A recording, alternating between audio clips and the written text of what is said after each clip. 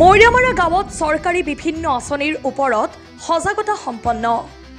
অসম চৰকাৰৰ বিভিন্ন আঁচনিৰ ওপৰত বৰপেটা জিলাৰ ৩২ নং মৈৰামাৰা গাঁও পঞ্চায়তৰ অন্তৰ্গত ১৮৬৩ নং পশ্চিম মৈৰামাৰা প্ৰাথমিক বিদ্যালয় প্ৰাংগণত আজি ৰাতিপুৱা ১০ বজাত সমাজকৰ্মী আব্দুছ ছামাদ খানৰ পৌৰোহিত্যত এখন সজাগতা সভা অনুষ্ঠিত হয়।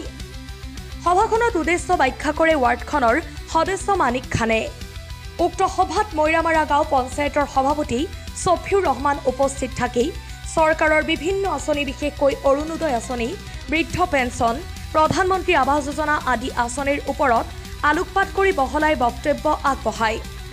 লগতে এই আঁচনিসমূহৰ বাবে আবেদনৰ সময়ত কোনো মধ্যভোগী দালালে ৰাইজক মিছা প্ৰলোভন দি এটকাও খাব নোৱাৰে, তাৰ বাবে ৰাইজক সতৰ্ক হৈ থাকিবলৈ আহ্বান জনায়। সভাত অঞ্চলটোৰ ভালেসংখ্যক পুৰুষ মহিলা উপস্থিত থাকে। বৰপেটা ৰোডৰ পৰা আলম চৰুৱাৰৰ সহযোগত হাউলিৰ পৰা দিদাৰ হুছেইনৰ ৰিপৰ্ট, পি সংবাদ। এইখন সভা পতাৰ উদ্দেশ্য হ'ল বিভিন্ন ধৰণৰ আঁচনিৰ পৰা যিবিলাক অতি দুখীয়া মানুহ আছে সেইবিলাক আঁচনিৰ পৰা বঞ্চিত হয়।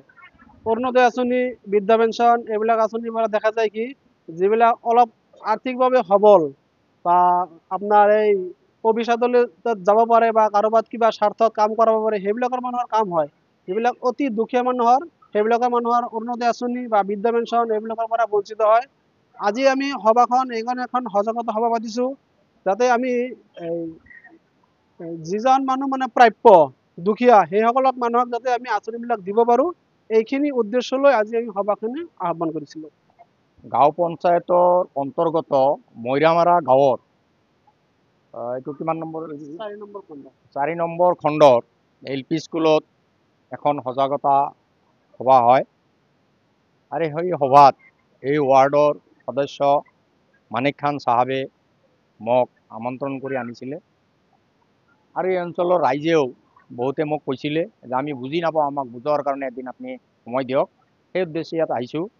আমি অৰুণোদয় আঁচনিৰ বিষয়ে ৰাইজক বুজাইছোঁ, কেনেকৈ পায়, কোনবিলাক মানুহে পায়, কোন কেটাগৰীৰ কি ছিষ্টেমত হ'ব এইবিলাক আমি বুজাইছোঁ।